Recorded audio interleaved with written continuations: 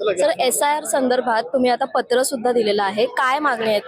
हे आमची मागणी अशी आहे की जे सेक्युलर पक्ष आहेत ते सगळे एकत्र येऊन जॉईंट एक ॲक्शन कमिटी करावं, जेणेकरून जे कार्यकर्त्यांची ट्रेनिंग करायची, आपल्याला जे लोकांपर्यंत कॅम्पेन करायचे, जे आपल्याला सिव्हिल सोसायटीला जोडायचं आहे, ते एकत्र होऊन एकत्र एक जॉईंट ॲक्शन कमिटी म्हणून SIRची तयारी महाराष्ट्रामध्ये करावं, हे माझा उद्देश आहे. म्हणून आपण प्रमुख नेत्यांना हे पत्र लिहिलेलं आहे.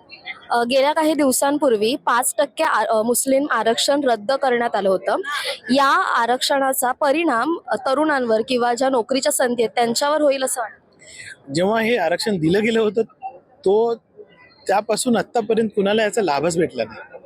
तो प्रलंबितच होता.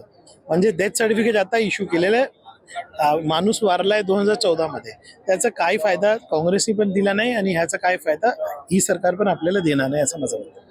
कालच मदरसामध्ये 2 मुलांना मारहाण केली आणि त्यानंतर नितेश राणे असं म्हणाले की मदरसे बंद केले पाहिजे. यावर तुमचं काय मत? तुम्ही का नितेश राणेंना एवढं सिरियसली घेता? ते बोलत राहतात.